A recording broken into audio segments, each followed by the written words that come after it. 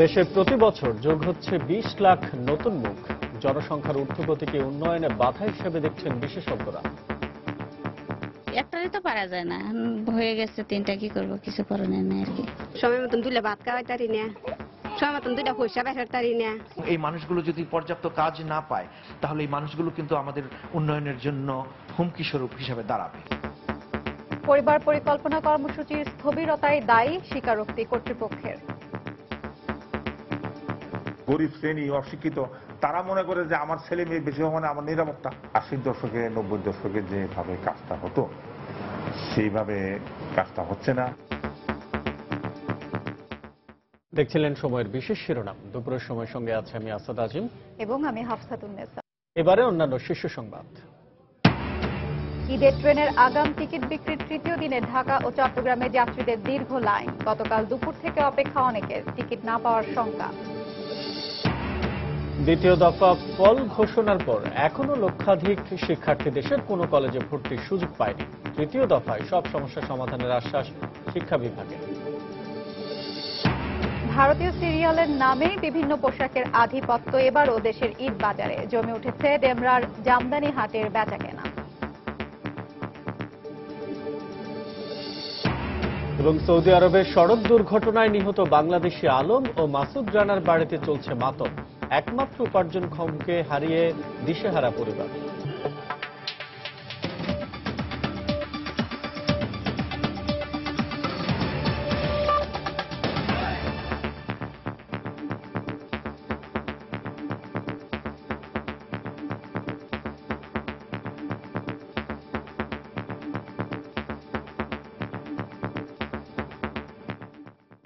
তৃতীয় দিনের মতো রাজধানীর কমলাপুর রেল স্টেশনে চলছে ঈদে ঘরমুখো যাত্রীদের জন্য ট্রেনের অগ্রিম টিকিট বিক্রি। আজ দেয়া হচ্ছে ১৫ জুলাইয়ের টিকিট। গত ২ দিনের তুলনায় আজ চাপ বেশি থাকায় টিকিট পাওয়া নিয়ে শঙ্কায় ছিলেন অনেকেই। তবে কেউ খালি হাতে ফিরবেন না বলে দাবি স্টেশন মাস্টারের। এদিকে টিকিট বিক্রি কার্যক্রম আরো আধুনিক করার আশ্বাস রেলওয়ে মহাপরিচালকের।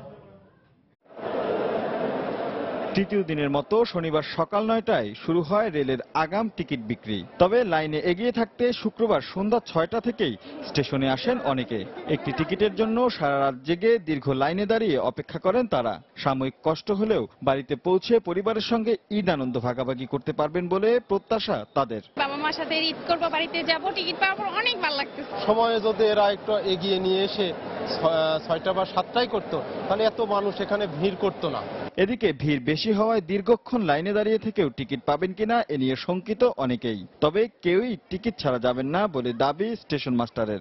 গতকালকে সকাল ৮টা আসছি, টিকিট পাওয়ার প্রত্যাশা এখনো আছি। মাত্র 4টা টিকিটের অপেক্ষায় আমার পরিবারকে নিয়ে যাবো আর কি গ্রামে। তো দেখি কি হয়। আর পরিমাণ লোক আছে আর কি পরিমাণ পাচ্ছে, তবে সবাই টিকিট কিন্তু পাচ্ছে কম বেশি। এই পর্যন্ত কেউ পায়নি এই কথাটা বলে নাই।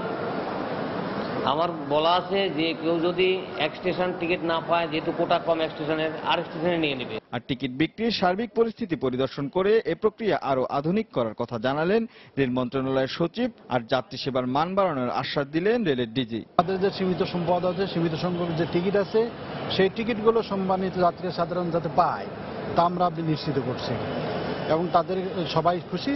এ পর্যন্ত কোনো অভিযোগ বা অনুযোগ পাওয়া যায়নি। এই টিকিটিং এর আসলে বিকল্প নাই। আপনি বাড়িতে বসে আপনার নিজের কম্পিউটার দিয়ে, আপনার মোবাইল দিয়ে টিকিট কাটার যদি এই সহজলভ্য বিষয়টাকে যদি আমরা আরো সহজলভ্য করতে পারি, আরো সহজ করতে পারি, তাহলে এই যেই বড় লাইন দেখছেন, এই যে ভোগান্তি দেখছেন, এটা অনেকাংশে দূর করা যায়।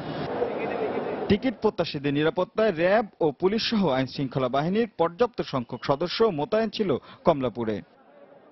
রাশেদ লিমন, সময় সংবাদ, ঢাকা। এদিকে চট্টগ্রামের তৃতীয় দিনের মতো চলছে রাজধানী ঢাকা সহ দেশের বিভিন্ন স্থানে ঈদে ঘরমুখো যাত্রীদের জন্য ট্রেনের অগ্রিম টিকিট বিক্রি। সকাল ৯টায় স্টেশনে টিকিট বিক্রি শুরু হয়, চলবে বিকেল ৪টা পর্যন্ত। ১৫ জুলাইয়ের অগ্রিম টিকিট পেতে গতকাল দুপুর থেকে স্টেশনে জড়ো হতে থাকেন যাত্রীরা। দীর্ঘ অপেক্ষার পর টিকিট পেয়ে খুশি তারা। এদিকে প্রতিদিন চট্টগ্রাম থেকে ঢাকা, চাঁদপুর, সিলেট ও ময়মনসিংহ রুটের ৯টি ট্রেনের ৪,০০০-এর বেশি বিক্রি হচ্ছে বলে জানিয়েছেন স্টেশন কর্তৃপক্ষ। এবার কালোবাজারি রোধে স্টেশনে ৩২টি সিসি ক্যামেরায় টিকিট বিক্রি কার্যক্রম মনিটরিং করা হচ্ছে। এছাড়া স্টেশনের নিরাপত্তা নিশ্চিত করতে রেলওয়ে, পুলিশ ও র্যাবের অস্থায়ী ক্যাম্প স্থাপন করা হয়েছে। কালকে দুপুরে দিছি 2টার সময় লাইন, এখন পাইলাম 9টায়। গতকালকে 4টে দিকে দাঁড়াইছি, সারা রাত এখানে ছিলাম, এখন টিকিটটা পেয়ে খুব আনন্দিত হয়েছি। রাত 1টার সময় আসছে এখানে, এখন থাকতে থাকতে আমাদের ধৈর্যের বাদ ভেঙে গেছে, অনেক কষ্ট পাইছি, খুব ভালো লাগতেছে এখন। এদিকে নৌপথের যাত্রীদের নিরাপত্তার ব্যাপারে সচেতন হওয়ার আহ্বান জানিয়েছেন নৌ পরিবহন মন্ত্রী শাহজাহান খান।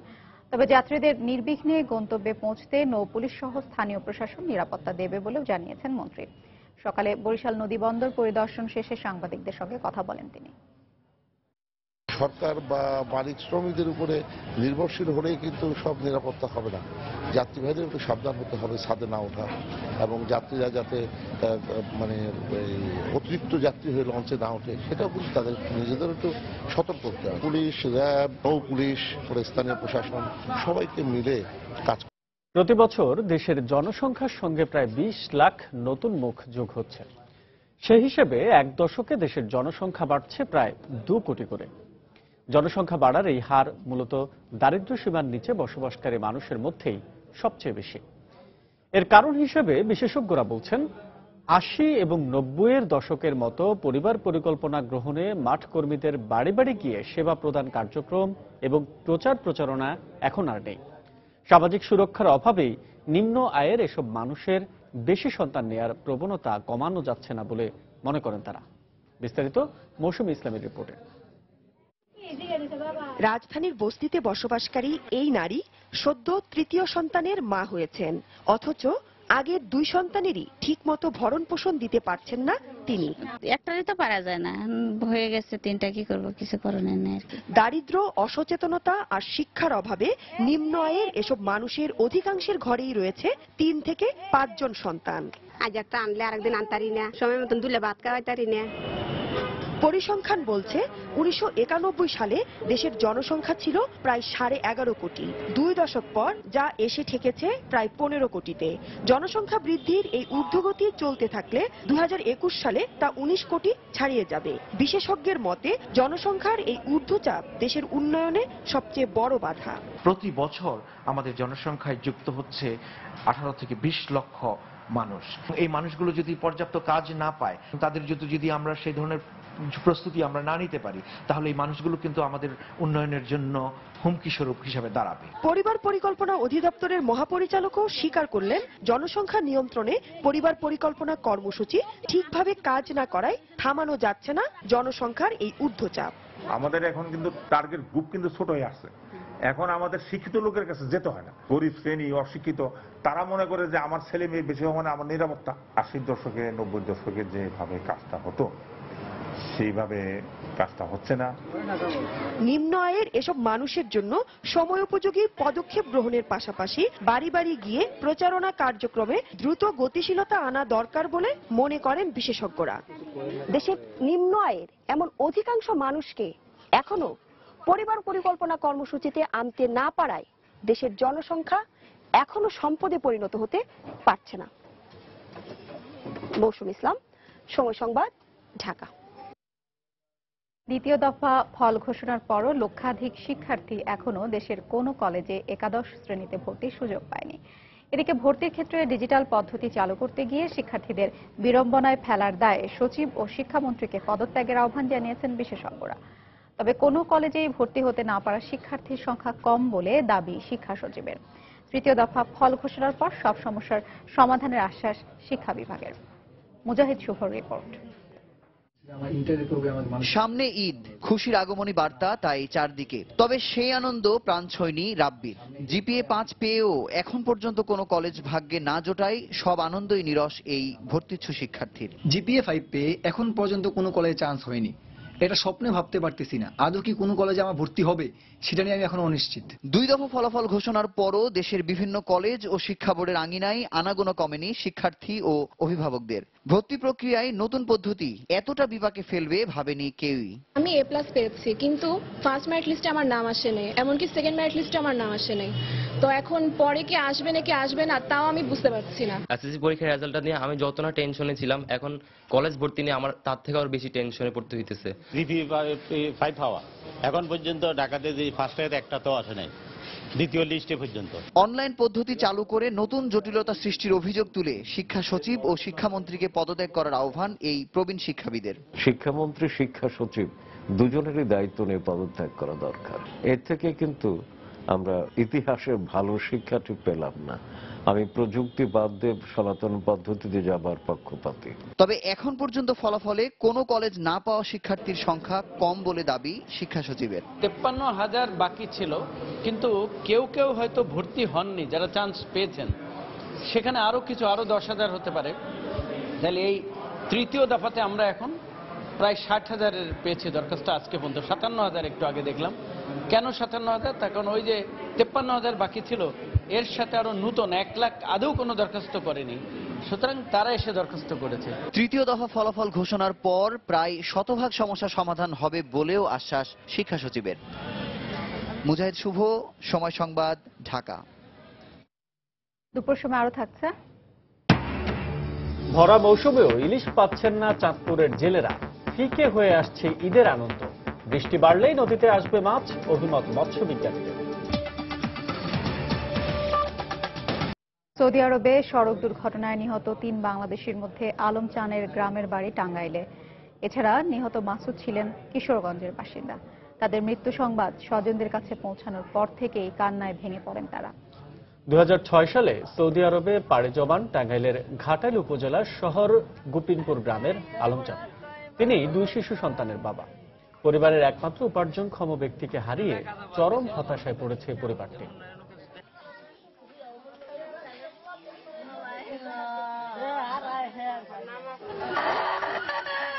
এদিকে একই ঘটনায় কিশোরগঞ্জের মির্জাপুর গ্রামের নিহত মাসুদ রানার বাড়িতে চলছে স্বজনদের আহাজারি। ভারী হয়ে উঠেছে এলাকার পরিবেশ। মাত্র 22 দিন আগে বসত ভিটা বিক্রি করে সৌদি আরবে পাড়ি জমান মাসুদ রানা। 4 ভাই বোনের মধ্যে সবার বড় মাসুদ রানা ছাড়া সবাই প্রতিবন্ধী।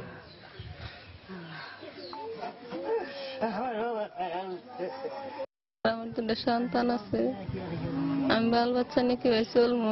সরকারের কাছে আমি আবেদন চাই। ডাল মেশিন হচ্ছে কি বাইল যে গাড়ি নিয়ে গিয়ে গাড়ি উল্টা তারপরে হয়েছে এই কথা কয়ে এই আমার ফোলার বন্ধু এগুলো আর কথা বলতে পারলাম না। আমার কজ্জাটা নাই আর কিছু চাই না, আমার ফুটটারে চাই, আমার ফুটটা আমার বাচ্চাই হোক, এটাই আমি চাই, আর কিচ্ছু চাইতেছি না। 22 দিন আগে গেছে। আল্লাহ আমার ফুটের লাশটা চাই, আমার লাশটা আবার দাও, আমার ফুটের লাশটা আবার দাও। চট্টগ্রামের মিরসরাই ট্র্যাজেডির 4 বছর পূর্তি হলো আজ। স্থানীয় তোরাব হাই স্কুল মাঠে নিহত শিক্ষার্থীদের স্মরণে পালন করা হচ্ছে শোকাবহ নানা অনুষ্ঠান। বেলা 11:30টার দিকে গৃহায়ন ও গণপূর্ত মন্ত্রী ইঞ্জিনিয়ার মোশাররফ হোসেন নিহত শিক্ষার্থীদের স্মরণে আবু তোরাব উচ্চ বিদ্যালয়ের স্মৃতিফলকে পুষ্পস্তবক অর্পণ করেন। এরপর একে একে শ্রদ্ধা জানান বিভিন্ন সংগঠন, শিক্ষা প্রতিষ্ঠান সহ সর্বস্তরের মানুষ। দুপুরে বের করা হয় শোক র্যালি।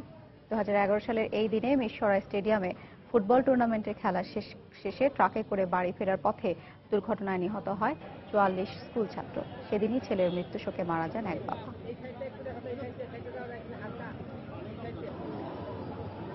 পুলিশের অনুমতি না নিয়ে জাকাত দিতে গিয়ে কোনো দুর্ঘটনা বা প্রাণনাশের ঘটনা ঘটলে এর জন্য জাকাতদাতাকে দায়ী করে বিচারের কাঠগড়ায় দাঁড় করানো হবে বলে জানিয়েছেন Dhaka metropolitan police commissioner Asaduzzaman Miah. সকালে রাজধানীর পল্টনে এক অনুষ্ঠান শেষে সাংবাদিকদের একথা বলেন তিনি।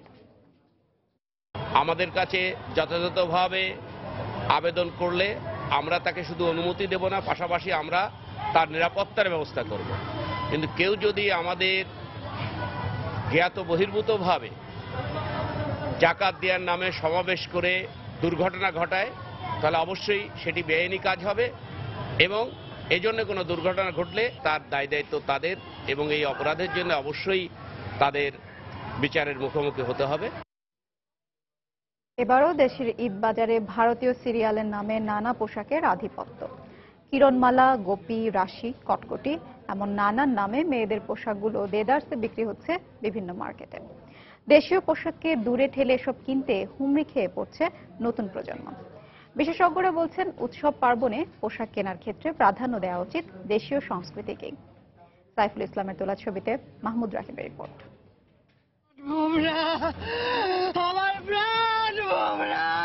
কিরণমালা সম্প্রতি ভারতীয় একটি চ্যানেলের ধারাবাহিক নাটকের নাম। রাক্ষস আর নানা কাল্পনিক গল্পে ভরা এই সিরিয়াল যেন অমৃতের মতো গেলেন অনেকেই, বিশেষ করে মেয়েরা।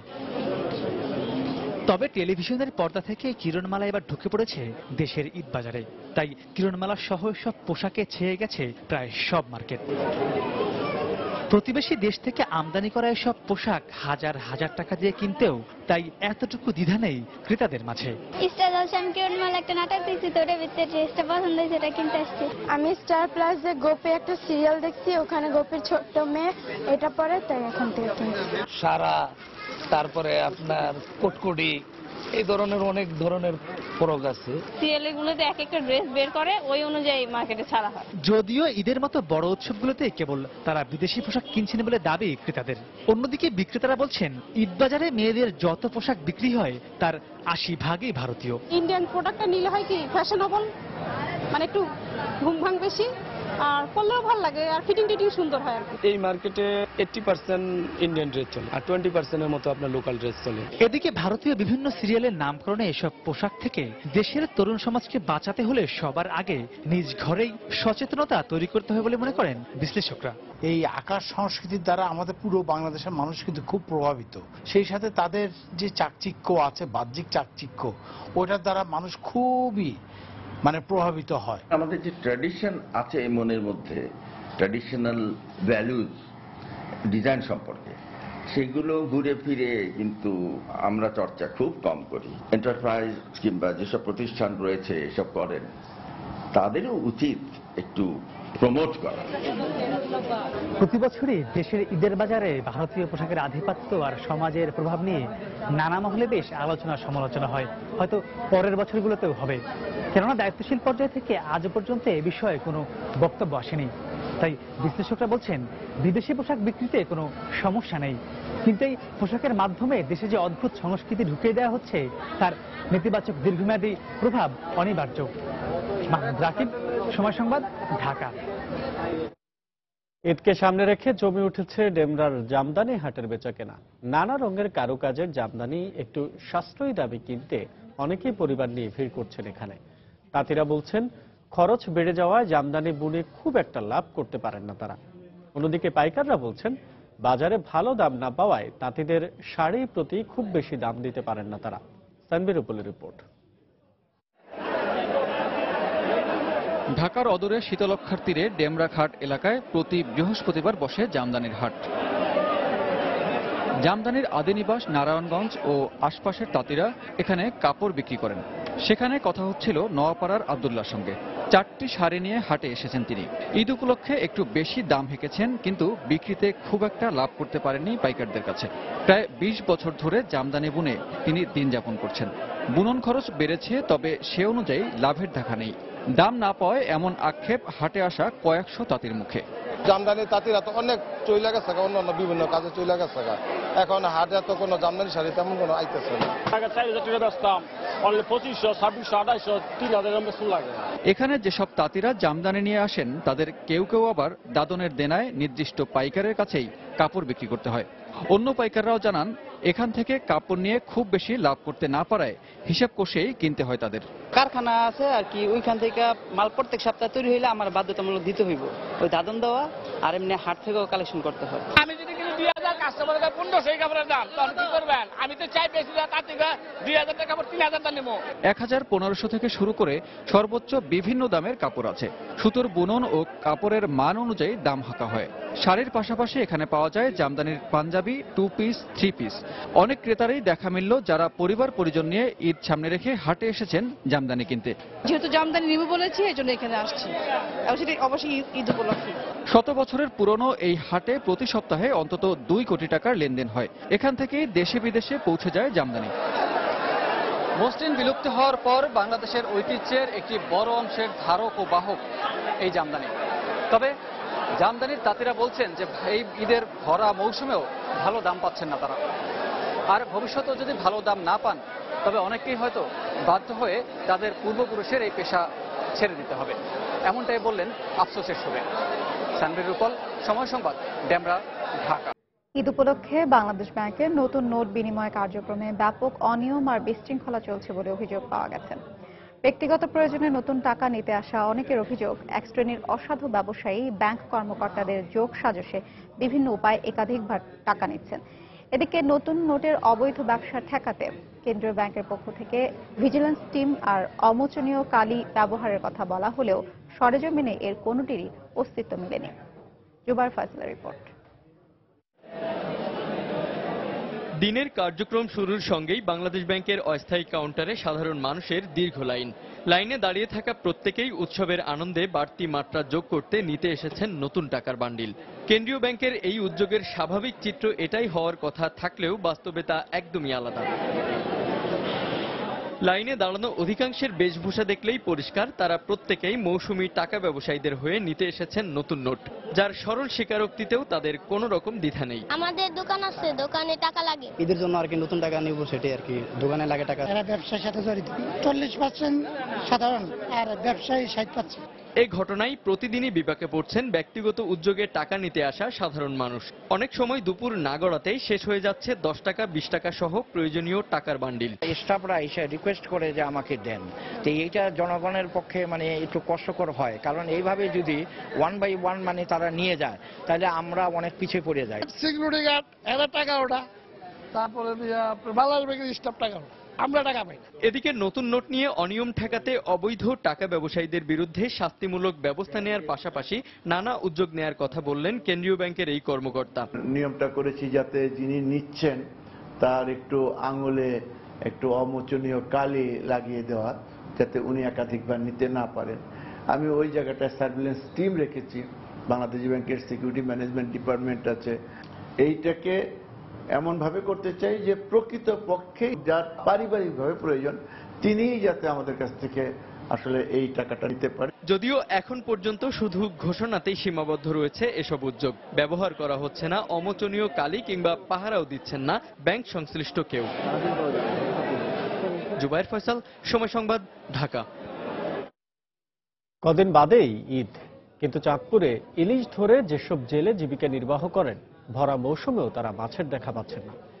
এতে ঈদের আনন্দ ফিকে হয়ে আসছে তাদের। তবে মৎস্য বিজ্ঞানীরা বলছেন বৃষ্টিপাত বাড়লেই নদীতে ইলিশ আসতে শুরু করবে।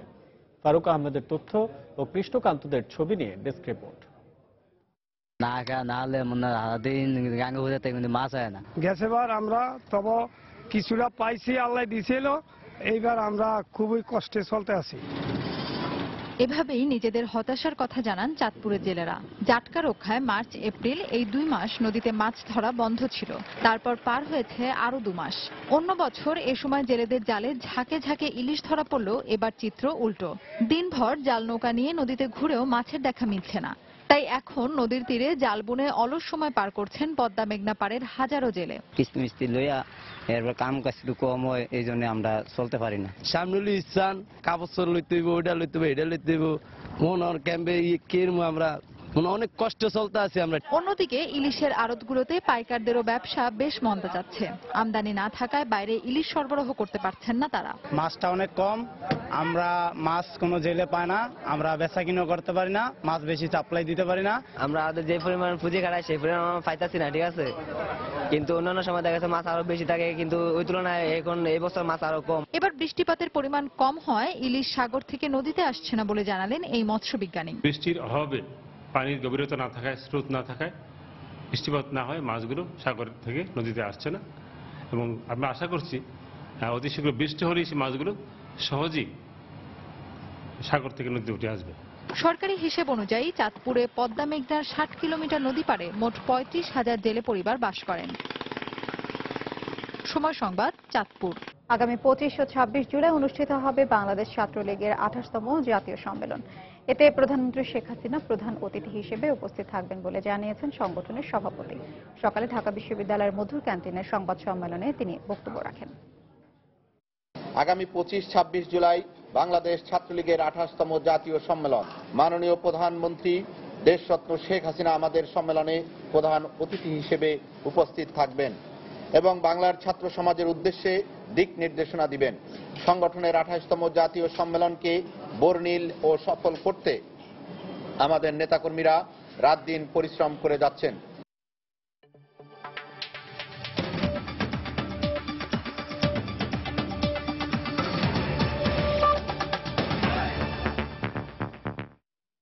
চীনের সাংহাই শহরের দিকে ধেয়ে আসছে শক্তিশালী টাইফুন চ্যানহম।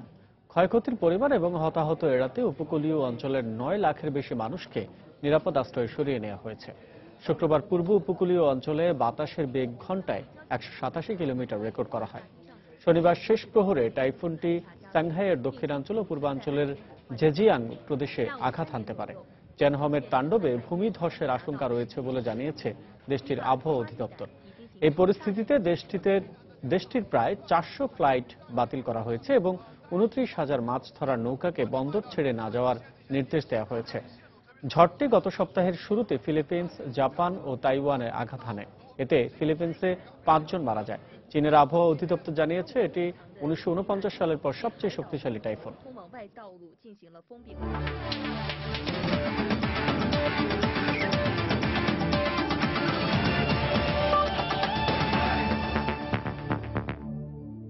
বাংলাদেশ দক্ষিণ আফ্রিকার দ্বিতীয় ওয়ানডে ম্যাচের টিকিট নিয়ে দর্শকদের আগ্রহ কমে গেছে। সকাল থেকে টিকিট বিক্রির নির্ধারিত ব্যাংকের সামনে দর্শকদের তেমন কোনো লাইন দেখা যায়নি। যারা টিকিট কিনতে ব্যাংকে এসেছেন সবাই নিজের চাহিদা মতো টিকিট পেয়েছেন। এছাড়া ব্যাংকের পক্ষ থেকে জানানো হয়েছে দ্বিতীয় ওয়ানডেতে বিসিবি অন্য ম্যাচ থেকে বেশি টিকিট সরবরাহ করেছে। এদিকে টিকিট নিয়ে আগ্রহ কম থাকার জন্য দর্শকরা বৃষ্টি ও খারাপ আবহাওয়াকে দায়ী করেন। তবে যারা টিকিট নিতে আসেন তাদের প্রত্যাশা আগামী ম্যাচে ঘুরে দাঁড়াবে টিম বাংলাদেশ।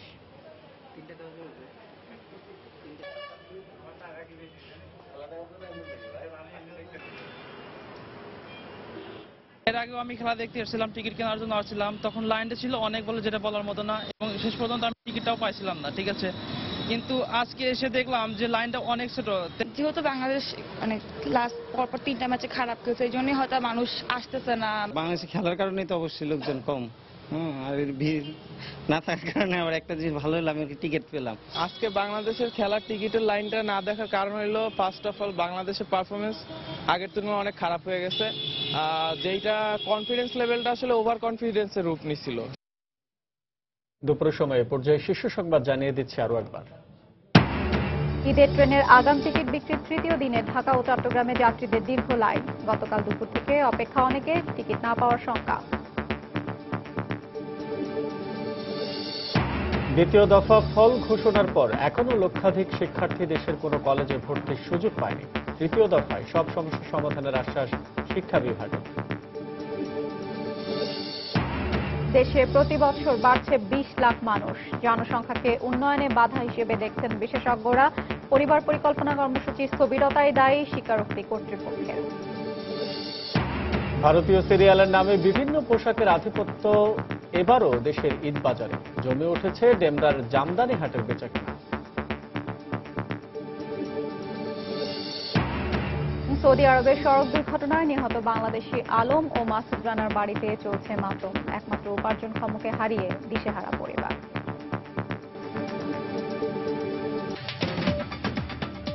এই ছিল আমাদের দুপুরের সময়। যে কোনো খবর পেতে ভিজিট করুন সময় নিউজ.tv। সঙ্গে থাকুন সময়।